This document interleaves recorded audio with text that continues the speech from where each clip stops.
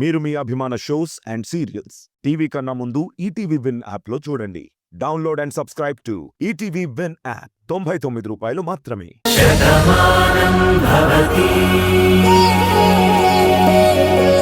ప్రతి సమస్యకి ఏదో ఒక పరిష్కారం ఉంటుంది కదా. ఆ రెండో పరిష్కారం ఏంటో చెప్పు. అదేనా చేయటానికి ప్రయత్నిస్తాను. దయచేసి నన్ను వదిలేసి. చేస్తావా? తప్పకుండా చేస్తావా? మాటిచ్చి తప్పవు కదా. చేస్తానని చెప్తున్నాను కదా. ఎవరి మీద ఒట్టు వేయమంటావో చెప్పు, లేదా నేను చచ్చినట్టు నా మీద ఒట్టేసుకొని చెప్పనా? నువ్వు ఏం చెప్పినా చేస్తాను, అదేంటో చెప్పు. ఈ పెళ్లి ఆపే.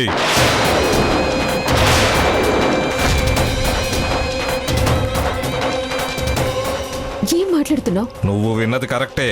ఈ పెళ్లి జరగకూడదు. నువ్వు కార్తీక్ జీవితంలోకి వెళ్ళకూడదు. ఆ ఇంటి కోడలుగా నువ్వు ఉండకూడదు. నీ ఇంటి పేరు ఆ ఇంటి పేరు అవ్వకూడదు. భాను స్థానంలోకి నువ్వు రాకూడదు. ఈ పెళ్లి నీ చేతులతో నువ్వే ఆపు. నేను నీ జోలికి రాను. ఇలా చేయటం వల్ల నీకేమైనా ప్రయోజనం ఉంటుందా? నన్ను బాధ పెట్టడం తప్ప. నాకు కావాల్సింది కూడా అదే. నువ్వు బాధపడ్డమే. నువ్వు కోరుకున్నది నీ జీవితంలో జరగకూడదు. అప్పుడు నువ్వు కుళ్ళి కుళ్ళి ఏడుస్తూ ఉంటావు. నమ్మించి నన్ను మా అమ్మని జైల్లో పెట్టించావు కదా. మా అమ్మ బాధపడింది నీ వల్లే కదా. ఆవిడ కన్నీళ్లకు కొడుకుగా నేను సమాధానం చెప్పాలి కదా. అందుకే నేను మా అమ్మతో చెప్తాను, నిన్ను ఏడిపించిన నీలిమా జీవితంలో ఎలాంటి సుఖం లేకుండా ఏడుస్తుంది అని. అలా జరగాలి అంటే ఈ పెళ్లి నువ్వే ఆపుకోవాలి. నువ్వు అలా చేస్తే అప్పుడు నేను కూడా నీ జోలికి రాకుండా ఆపేస్తాను.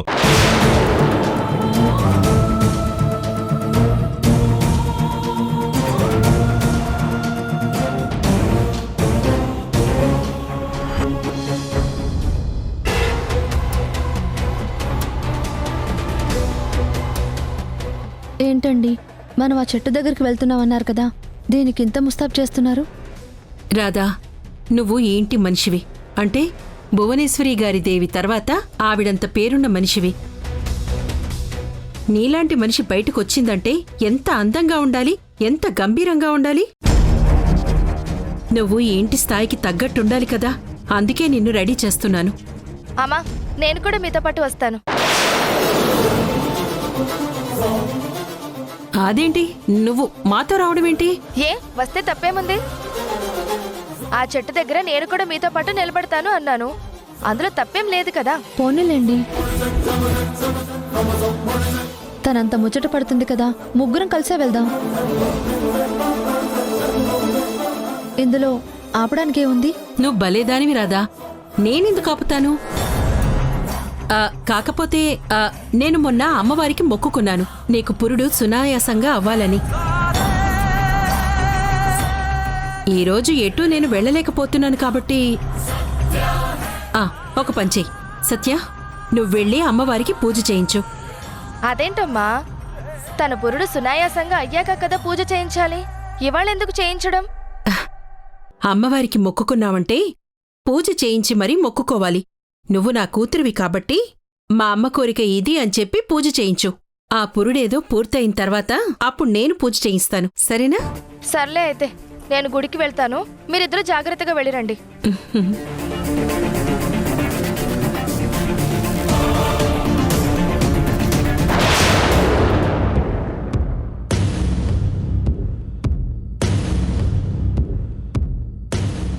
రాత్రి మీరు చెప్పిన మాటలు విని నాకు నిద్ర పట్టలేదయ్య గారు. ఏం జరుగుతుందోనని భయంగా ఉందండి. ఎందుకైనా మంచిది మరొకసారి మీ నిర్ణయాన్ని గురించి ఆలోచించండి. ప్రాణాలు పోయాలంటే ఆలోచించాలి. ఎందుకంటే అది మన చేతుల్లో లేదు కదా అని భయపడాలి. కానీ ప్రాణాలు తీయాలంటే చిన్న పథకం వేస్తే సరిపోతుంది. మన చేతికి మట్టి అంటకుండా మట్టిలో అందరినీ కలిపేయచ్చు. చేతికి మట్టి అంటదని మీరు అనుకుంటున్నారు, కానీ ఆ మట్టిని కూడా తవ్వి మీరే చేశారని చెప్పి పోలీసులు పట్టుకుంటారు. బేడీలేసి తీసుకెళ్లి జైల్లో పెడతారు. అప్పుడు మీరు ఊర్లో ఉండరు. ఎందుకొచ్చిన తలనొప్పండి? ఇక్కడ మీ పరువు పోతుంది, అక్కడ వాళ్ళ ప్రాణం పోతుంది. ఒక్కసారి ఆలోచి. చూడు, నువ్వు నా నమ్మిన బంటువు కాబట్టి నా మనసులో ఉన్నవన్నీ నీకు చెప్తున్నాను. కానీ ఇలా ప్రతిదానికి అడ్డుపడుతూ ఉన్నావంటే ఈరోజు నేను చేసే హత్యల్లో ఇంకొకటి పెరుగుతుంది, అది నువ్వే అవుతావు. రేయ్, ముందు జయప్రద ప్రాణం పోతుంది, తర్వాత రాధ ఇక్కడ బందీ అవుతుంది, ఆ తర్వాత ఆ ఇంట్లో వాళ్ళు మొత్తం సమాధైపోతారు. మురారి గొప్ప ప్రేమికుడు కదా, ప్రేయసి కోసం ఆస్తిని ప్రాణాన్ని కూడా వదిలేసినట్టు చరిత్రలో నిలబడిపోతాడు. రేయ్, నేను గొప్ప చరిత్ర సృష్టించబోతున్నాను. అమ్మవారి పల్లెలో జరిగిన ఈ కథని తరతరాలు కథలుగా చెప్పుకుంటారు. అలాంటి చరిత్ర నేను సృష్టిస్తానంటే అడ్డుపడతావిట్రా చరిత్రహీనుడా. రాధా పద.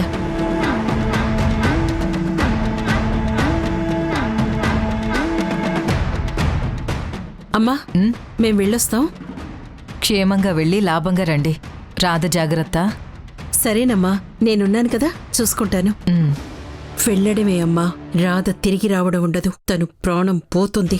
ఆ రుద్రప్ప వచ్చి చంపేశాడు అని నేనే కొత్త నాటకం ఆడుతాను. నా చేతికి మట్టంటకుండా వాణ్ణి కేసులో ఇరికించి తెలివిగా నా శత్రువుని నేనే అంతం చేస్తాను. ఇది నీకు తెలియక సెండ్ ఆఫ్ ఇస్తున్నావు. వెళ్ళొస్తావమ్మా.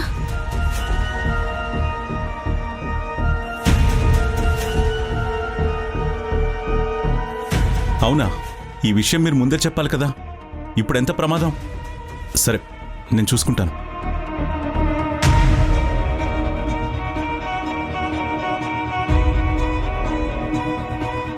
రాధా, కూర్చో.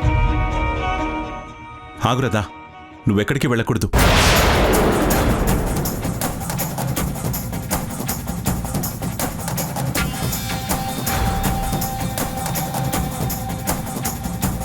కిట్టయ్య, ఏంటి, ఏమైంది? రాధ వెళ్ళిందంటే తన ప్రాణానికే ప్రమాదం అమ్మా.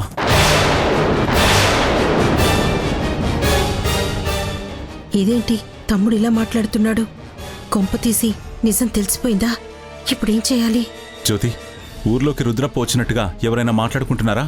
లేదు బాబుగారు.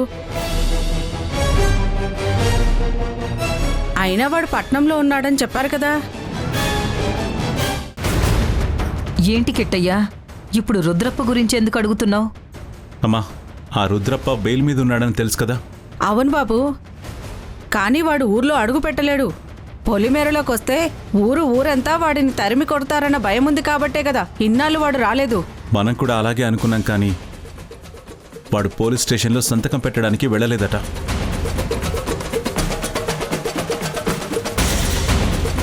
వాడి గురించి ట్రై చేస్తుంటే వాడు కనిపించడం లేదని పోలీసుల నుంచి నాకు ఇప్పుడే ఫోన్ వచ్చింది.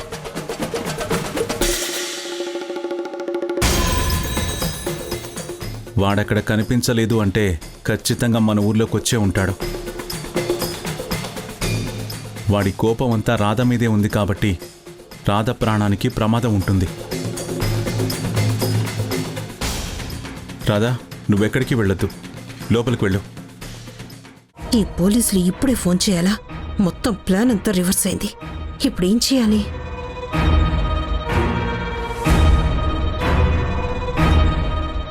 ఏంటి తమ్ముడు, ఇది మన ఊరు. ఇక్కడ మనల్ని ఎవరైనా ఏం చేస్తారు? అలాంటి ప్రమాదం ఏమీ ఉండదు. పైగా అమ్మవారి చెట్టు అనుకున్నాం కదా.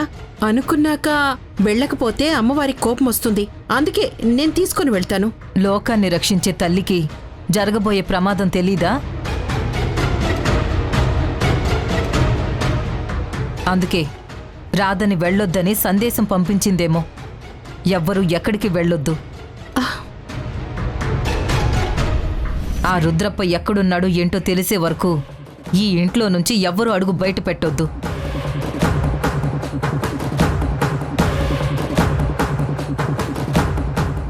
జ్యోతి, అమ్మా, వెళ్ళి ఆ గేట్లు మూసేయ్. అలాగేనమ్మా. అమ్మ రాధా, నువ్వు లోపలికి పదమ్మా. రాధా. వెళ్ళు.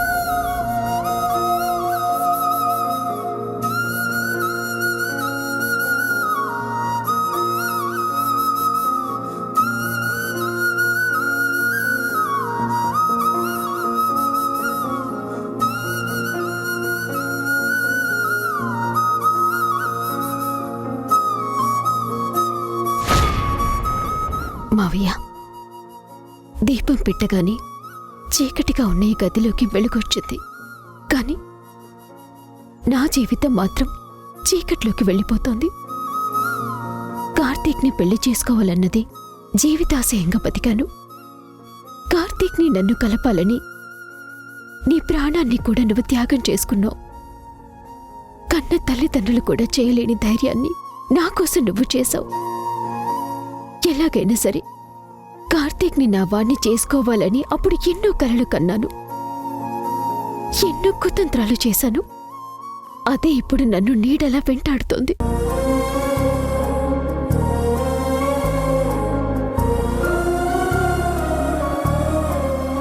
నేను మారాను అంటే అందరూ నమ్మారు. ఒక్కడు మాత్రం నమ్మటం లేదు. వాడే అజయ్. నాలోని మార్పుని కూడా నటన అనుకుంటున్నాడు. ఇప్పుడు నేను చేస్తున్నది కూడా నమ్మక ద్రోహం అనుకుంటున్నాడు. ఇప్పుడు ఏం చేయాలో అజయ్కి ఎలా చెప్పాలో కూడా నాకు అర్థం కావడం లేదు మావయ్య. ఎలాగైనా సరే ఈ పెళ్లి జరిపించాలని, నా జీవితంలోకి ఆనందాన్ని తీసుకురావాలని అందరూ అనుకుంటున్నారు.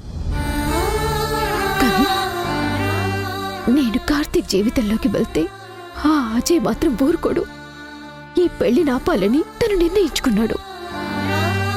తన మాటని కాదని నేను పెళ్లి చేసుకుంటే నన్ను ఎన్ని రకాలుగా టార్చర్ పెట్టాలో అన్ని రకాలుగా అజయ్ భయపెడుతూనే ఉంటాడు. అనుక్షణం నరకం చూపిస్తూనే ఉంటాడు. మానసికంగా నన్ను చంపేస్తూనే ఉంటాడు. అలాంటి పరిస్థితుల్లో ఆ కుటుంబానికి నేను ఎలాంటి న్యాయం చేయలేను.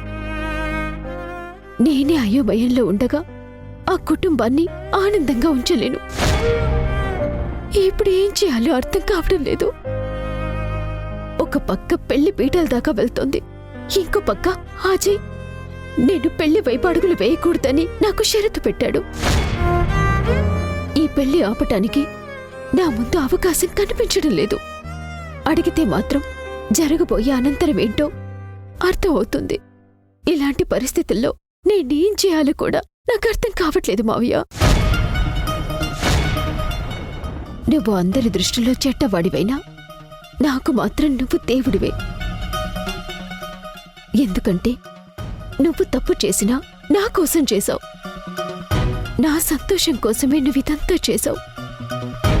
ఇప్పుడు నువ్వు పైలోకంలో ఉన్నావు. ఇక్కడ నేను బతుకున్న శవంలాగా మిగిలాను. నా బాధని ఎవ్వరితోనూ చెప్పుకోలేను. అభిమానించే వాళ్లతో కూడా నా ఆవేదన పంచుకోలేక నాలో నేను నరకాన్ని అనుభవిస్తున్నాను. అందుకే నీతో అయినా చెప్పుకుంటే కొంతైనా నా బాధ తగ్గుతుందని ఇక్కడికొచ్చాను.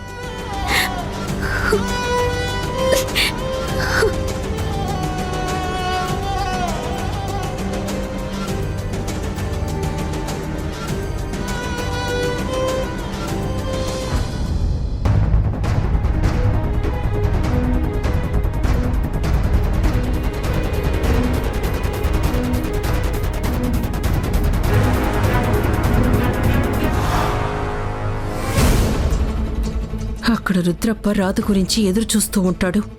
ఇక్కడ వీళ్ళేమో వెళ్ళనివ్వకుండా ఆపారు. ఏదైనా చేసి రాధని బయటికి తీసుకెళ్ళాలి.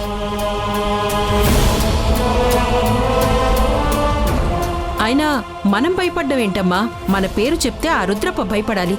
అలాంటిది నువ్వు గేట్లు మూసేయమని చెప్పావంటే మనం భయపడినట్టే కదా. జాగ్రత్తగా ఉండటం తప్పుగా జయ. అది భయం ఎలా అవుతుంది? మీరు మరీనండి. ఈ ఊళ్ళో తమ్ముణ్ణి కాదని మాట్లాడేవాళ్లు ఎవరైనా ఉన్నారా?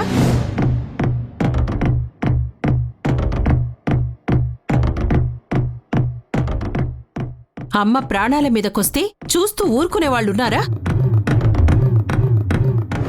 మన కుటుంబం వైపు కన్నెత్తి చూస్తే ఊరంతా వాళ్ళని వదిలేస్తుందా? మరి అంత పట్టున్న మన ఊళ్ళో మనం పిరికి వాళ్లలాగా ఇంట్లో దాక్కోవడమేంటి? ఇది దాక్కోవడం కాదక్కా, ముందు జాగ్రత్త అంటారు. పట్నంలో ఉన్న రుద్రప్ప అక్కడి నుంచి వెళ్ళిపోవడం ఏంటి? వాడక్కడ కనిపించడం లేదు అంటే ఖచ్చితంగా వాడి కేర్ ఆఫ్ అడ్రస్ ఇదే అవుతుంది కదా. అందుకే జాగ్రత్తగా ఉండాలి అనుకుంటున్నాం. ప్రమాదం ఎట్నుంచి వస్తుందో తెలియనప్పుడు ముందుకు అడుగు ఎలా వేస్తాం? నువ్వు కరెక్ట్గా చెప్పావు మావయ్య. ఆయన ఇప్పుడు ఇంట్లో ఉంటే నష్టం వచ్చేదేముందమ్మా? ఏడ్చినట్టుంది. రాధని బయటికి తీసుకువెళ్తానని మాటిచ్చాను. తను ఆ వేప చెట్టు దగ్గర గాలి పీల్చుకుంటే కడుపులో ఉన్న బిడ్డకు మంచిది అని నేను అనుకున్నాను. నిన్ను కూడా అమ్మవారి గుడికి వెళ్ళమన్నాను కదా. ఇవన్నీ మానేసి మనం ఇంట్లో ఇలా భయపడుతూ కూర్చోవడం నాకేం నచ్చలేదు. అయితే ఇప్పుడేమంటావే? అనడానికి ఏముందమ్మా, ఎవరూ ఏమీ భయపడక్కర్లేదు. రాధని తీసుకొని నేను వెళ్తాను, ఏమీ జరగదు, నేను చూసుకుంటాను కదా. మురారి బాబు గారు, మురారి బాబు గారు,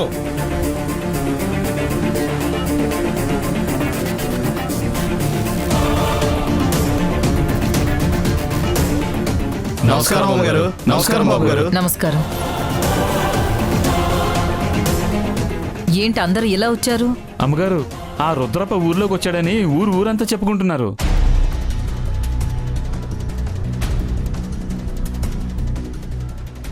వాడికి మీ కుటుంబం మీద పగ్గా పట్టి మీ కుటుంబాన్ని కాపాడుకోవాల్సిన బాధ్యత మాకుంది కదా. అందుకే అందరం కలిసి మీ ఇంటి చుట్టూ కాపలాగా ఉంటామమ్మా. వాడు మీ ఇంటి వైపు కన్నెత్తి చూస్తే వాడు కాలు చెయ్యి విరిచేసి కనుగుడ్లు పీకేసి వాడిని ఇక్కడే పాతి పెట్టేస్తాము. ఇంతవరకు మేం భయపడింది చాలదనా? ఇప్పుడొచ్చి మీరు ఇవన్నీ చెప్తున్నారు? చూడు జయ, వాళ్ళు మన మీద అభిమానంతో వచ్చారు. వాళ్లతో అలా మాట్లాడకూడదు.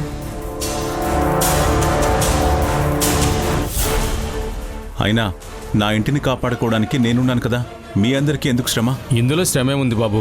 మీరు మా కోసం ఆలోచిస్తున్నారు, మేము మీకోసం ఆలోచిస్తున్నాం. అందరం కాపులాగా ఉంటాం. మీరు ఈ మాట కాదనకూడదు. విషసర్పం ఉంది అని తెలిసినప్పుడు దాన్ని పట్టుకునే వరకు అందరూ జాగ్రత్తగా ఉండాలి. దానికోసం ఇంకొకరి సాయం తీసుకోవాలి. కల్కి కరెక్ట్గా చెప్పాడు కిట్టయ్య. వాళ్ళని ఉండని. బాబు, వాడు ఈ ఊళ్ళో దిగాడు అంటే ఎక్కడో ఒక చోట తలదాచుకునే ఉంటాడు. ఊరంతా జల్లెడ పడతాం. వాడెక్కడున్నా సరే తీసుకొచ్చి మీ ముందు మేము నిలబెడతాము.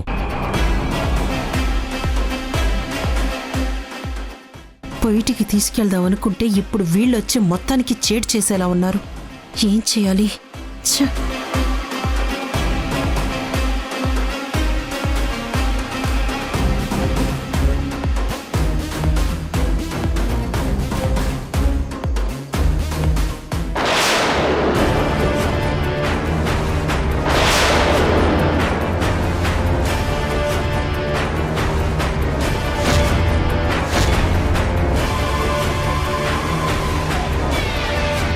బావా పద.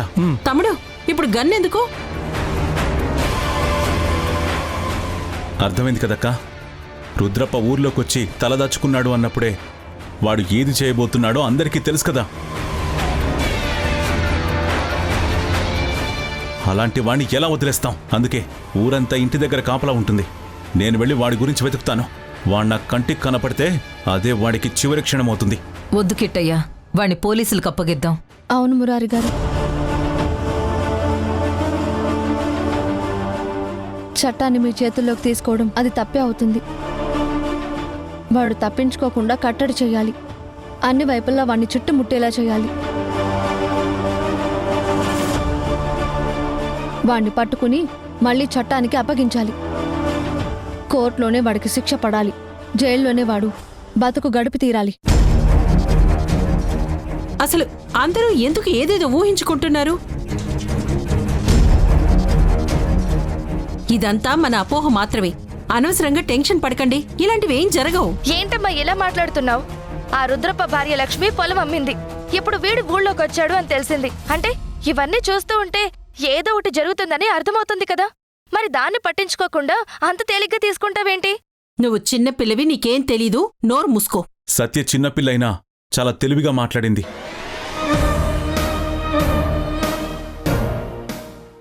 కరెక్ట్గా మాట్లాడింది. వాణ్ణి వదిలే ప్రసక్తే లేదు. వాడంతు నేను చూస్తాను. వాడు ఖచ్చితంగా రాధ గురించి వస్తాడు. ఎందుకంటే వాడి నిజస్వరూపాన్ని బయట పెట్టింది రాధే కదా. వాణ్ణి పట్టించింది రాధే కదా. అందుకే రాధ మీద పగ పెంచుకునే ఉంటాడు. రాధ జోలికి ఎవరొచ్చినా సరే నేను ఊరుకోను.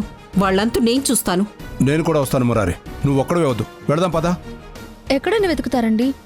ఎక్కడ దాక్కున్నాడో ముందు తెలుసుకోవాలి కదా. ఊర్లో దాక్కునే అవకాశం లేదు. పొలిమేరలోనే ఉండాలి. అక్కడే ఎక్కడో తలదాచుకుని ఉంటాడు. అవునత్తయ్య, ఈ ఊరు చుట్టూ వాడి పొలాలు ఉన్నాయి కదా. అక్కడి నుంచే మొదలు పెడదాం బావా. కనిపించాడంటే ఈరోజు వాడి పని అయిపోయినట్టే.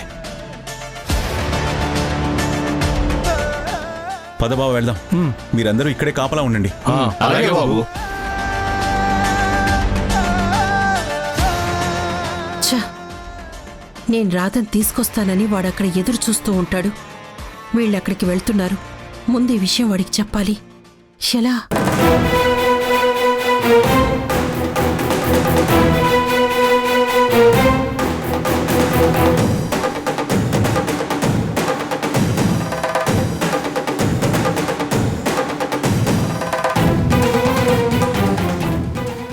ఏంటి జయప్రద, ఇంకా రాధను తీసుకురాలేదేంటి?